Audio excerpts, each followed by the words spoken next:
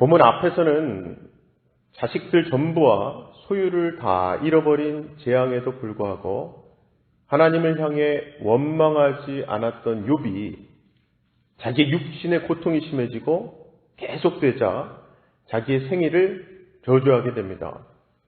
그렇게 오죽하면은 자기가 어머니 태에서 죽어 나오지 않은 것에 대한 한탄까지 나아간 욥은 오늘 본문에서는 하나님이 빛과 생명을 주신 것에 대해서도 원망하게 된 겁니다. 정말 생각해 보면은 욥 입장에서는요, 자기 인생에서는 있을 수 없는 일을 경험한 거죠. 이게 욥에게 있어서 재앙이라는 이 상황이 있을 수 없는 경험이라는 것이 아니라 생일을 저주하고 하나님이 빛과 생명을 주셔서 죽음을 원해도 죽음이 오지 않는 이 상황을 원망한 거거든요. 이것을 보면 욥은 온몸이 종기로 가득한데도 불구하고 자기가 지금 죽지 않는 이유가 하나님이 빛과 생명을 주셨기 때문으로 이해하는 것 같습니다. 사실이 그런 게요, 욥이 온몸이 고통으로 가득한 상황에서도 죽지 않은 것은 하나님께서 욥의 생명을 붙들고 있기 때문이거든요. 그래서 앞에서 욥기 2장 5절에서도 사탄이 하나님께 이제 주의 손을 펴서 그의 뼈와 살을 치소서, 그리하시면 틀림없이 주를 향하여 욕하지 않겠나이까 라고 도발했을 때에도 하나님께서는 욥을 사탄에게 맡기면서도 그의 생명을 해하지 말도록 하셨던 겁니다. 하지만 이러한 내막을 알지 못하는 욥은 왜 고난을 당하고 마음이 아픈 자에게 빛과 생명을 주셔서 죽지도 못하게 하시는가에 대해 원망하고 있는 거죠. 그 원망에 대한 말씀 20절에서 23절이었죠. 어찌하여 고난당하는 자에게 빛을 주셨으며 마음이 아픈 자에게 생명을 주셨는고.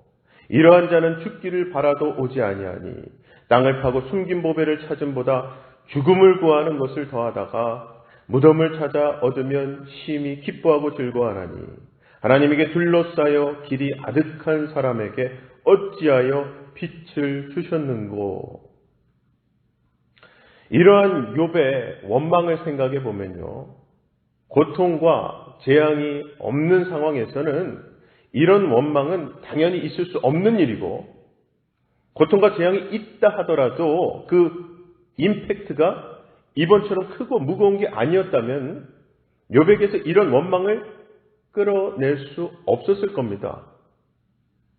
그렇게 보면 하나님은 고통과 재앙을 수단으로 하셔서 욥으로 하여금 하나님에 대한 원망을 경험하게 하신 것으로 생각할 수 있는 것 같아요.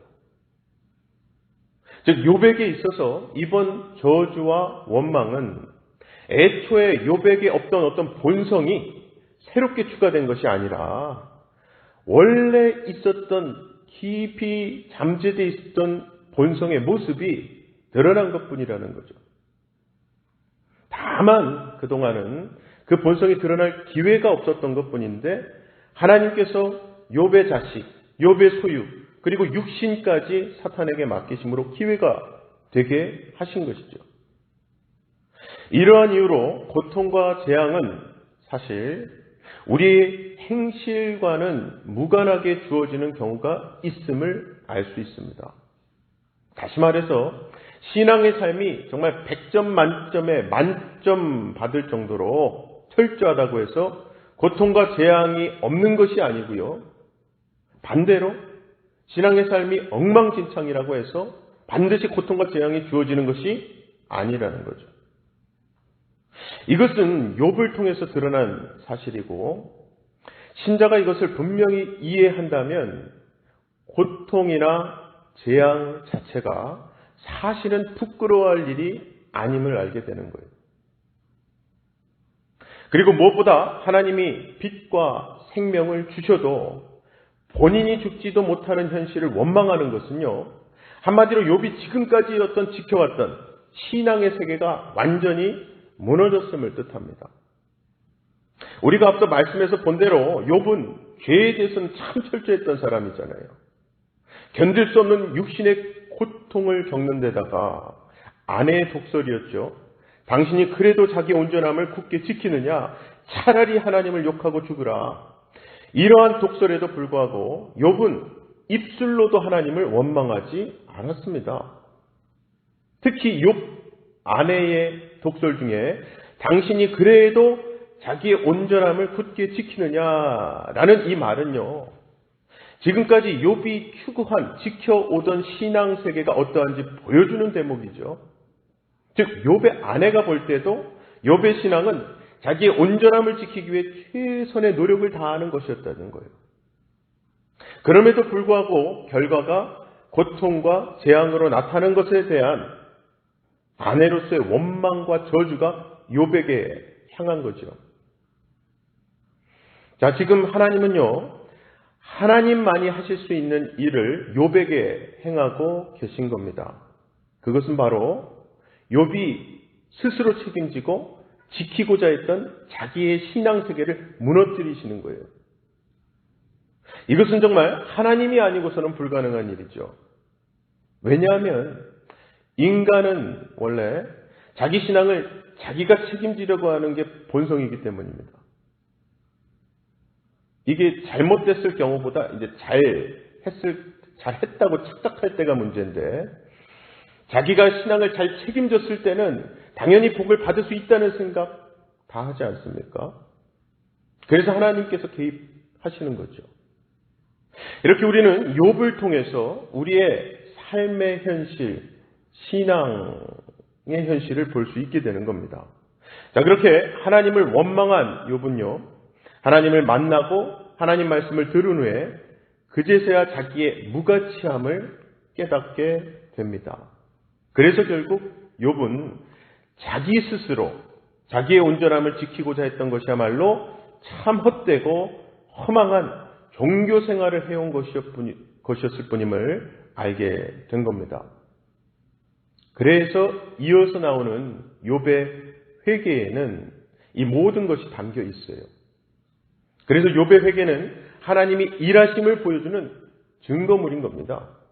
24절에서 26절을 보시면 욥이 나는 음식 앞에서도 탄식이 나며 내가 앓는 소리는 물이 쏟아지는 소리 같구나. 내가 두려워하는 그것이 내게 임하고 내가 무서워하는 그것이 내 몸에 미쳤구나.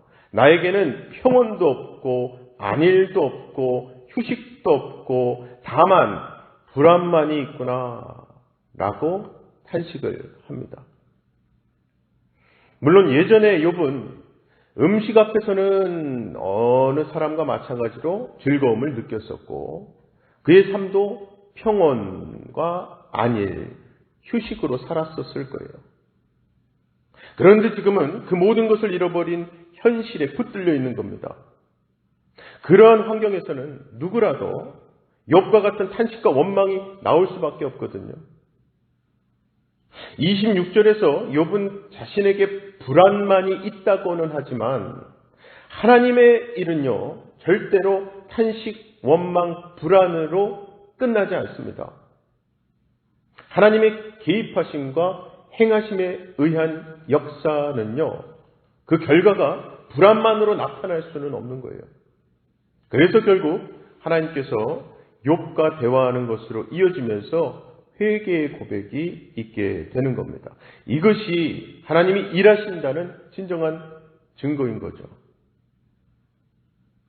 욥기의 시작을 보면 누가 봐도 욥은 구원받을 이유가 충분하다고 생각될 겁니다.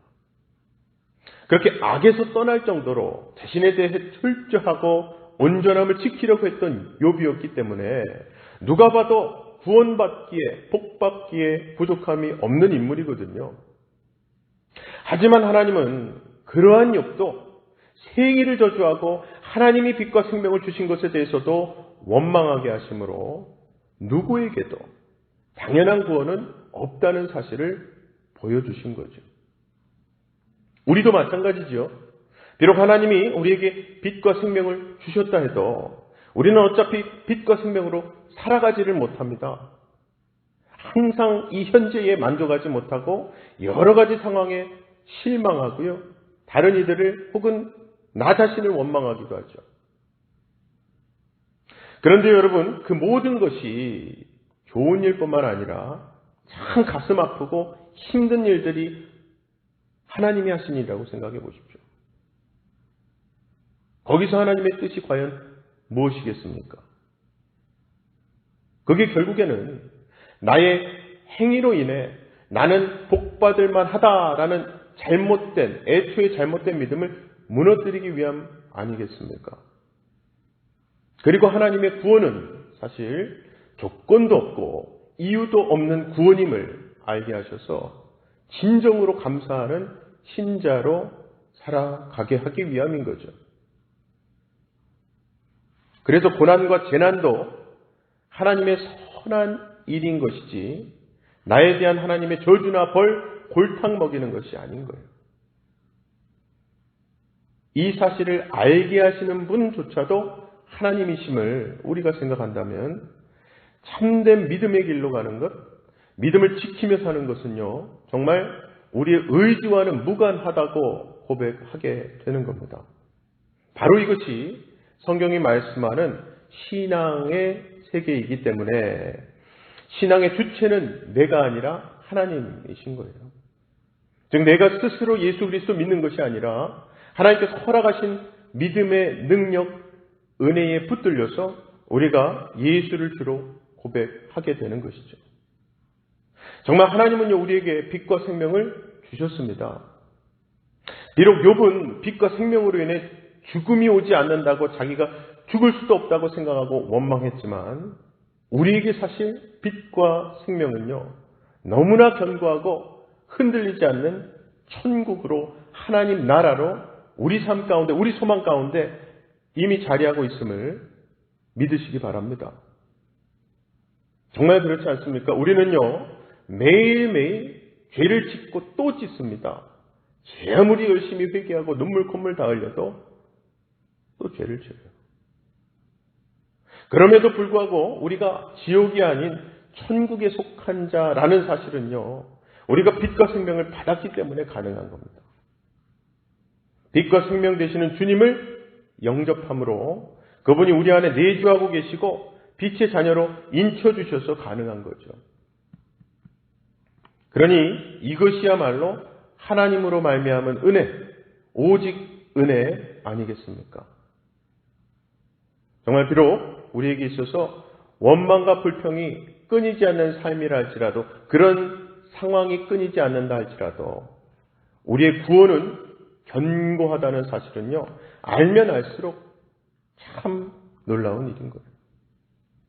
물론 그렇다고 구원이 견고하니까 마음 놓고 원망해라 죄 지어도 된다라는 것은 아닙니다만 아무쪼록 그렇게 원망과 불평이 있음에도 불구하고 견고한 구원으로 감사하시고 말씀 붙들고 기도로 시작하시므로 오늘도 빛과 생명 되시는 주님 안에 거하시는 저와 여러분 다 되시기를 주님의 이름으로 간절히 축원합니다. 시간 다 같이 기도하실 때에 어두운 상황일수록 더욱더 빛과 생명 되시는 주님 붙들게 해달라고 그래서 빛 가운데 거하고 생명 안에 거하게 해달라고 기도합시다. 두 번째는요. 이러한 새벽 기도가 귀한 것은 하루를 말씀과 기도로 시작하므로 오늘 또다시 있을 수 있는 원망과 불평이라는 나의 반응에도 내가 구원받은 하나님의 자녀라는 사실에는 변함이 없다는 사실 다시금 확인하고 감사하며 시작할 수 있는 것 아니겠습니까? 오늘도 그러한 감사가 끊이지 않는 하루 하지만 불평과 원망 하나님이 싫어하시는 죄와는 멀어지는 하루 되게 해달라고 함께 기도하십시다. 사랑의 아버지 하나님 감사합니다. 우리에게 빛이 되어주시고 생명의 근원이신 하나님께서 우리를 어떻게든 빛 가운데 거하게 하시기 위해 우리의 어둠을 좋아하는 속성, 하나님으로부터 멀어져 세상으로 치달으려고 하는 우리의 발걸음을 항상 다잡아 주시고 붙잡아 주시고 인도하셔서 다시 하나님께로 돌아오게 하시는 은혜에 감사합니다. 오늘 하루도 주신 말씀, 생명과 빛이 있는 이 말씀 앞에 오게 하셨고 그 말씀 붙들고 기도하게 하셨사오니 하나님 안에 거하는 하루, 우리 안에 내주하신 성령님의 인도하심에 반응하고 순종하고 어떻게든 그 말씀 따라 살아가는 하루 되게 하셔서 오늘도 죄와 어떻게든 싸워 이길 수 있는 빛의 군사의 삶이 되게 하시고 세상과도 싸워 이기되 하나님의 긍휼의 사랑을 뿜어내고 나눌 수 있는 빛과 소금의 역할을 할 수 있는 우리의 귀한 하루의 삶이 될 수 있도록 도와주시옵소서. 오늘 주신 말씀이 우리에게 승리의 원동력이 되게 할 줄 믿사옵고 모든 말씀 예수님 이름으로 기도합나이다. 아멘.